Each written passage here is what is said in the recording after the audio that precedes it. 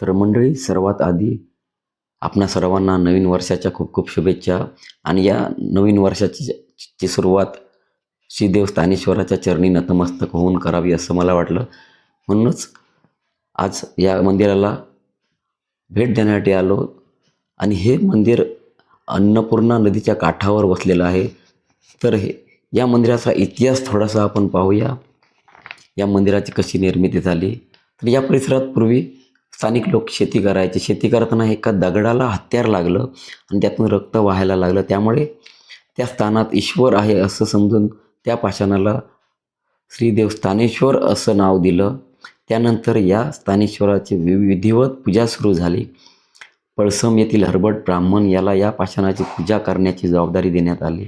या पाषाणाला छप्पर म्हणून झोपडी बांधण्यात आली होती. एक दिवस त्या झोपडीला आग लागली आणि पाषाणाला वाचवण्यासाठी या ब्राह्मणाने म्हणजेच हरभटाने आपल्या प्राणांची आहुती दिली.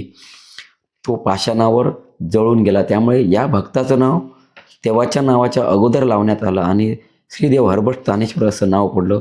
स्वतः शंभू महाराजांनी या मंदिराला भेट दिली होती आणि नवस बोलले होते. त्यांचा नवस पूर्ण झाला आणि त्यांनी 1730 साली या मंदिराला इनामत दिली. त्यापासून 2 नंददीप कायम तेवत असतात. हा संपूर्ण गाव इनामत आहे. इथे जमिनीचा वसूल आहे तो देवस्थानला भरावा लागतो. म्हणूनच मंदिराला नाव देखील पडलं श्रीदेव स्थानेश्वर इनामदार. तर मंडळी, संस्थानिक पद्धतीने इथे कार्तिक उत्सव, सप्ताह, कार्तिक उत्सवामधील त्रिपुरारी पौर्णिमा मोठ्या उत्साहात साजरी केली जाते.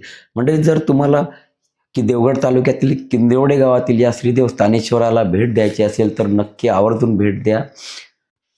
धन्यवाद. व्हिडिओ आवडला असेल तर लाईक आणि शेअर करा. नक्की कॉमेंट करा.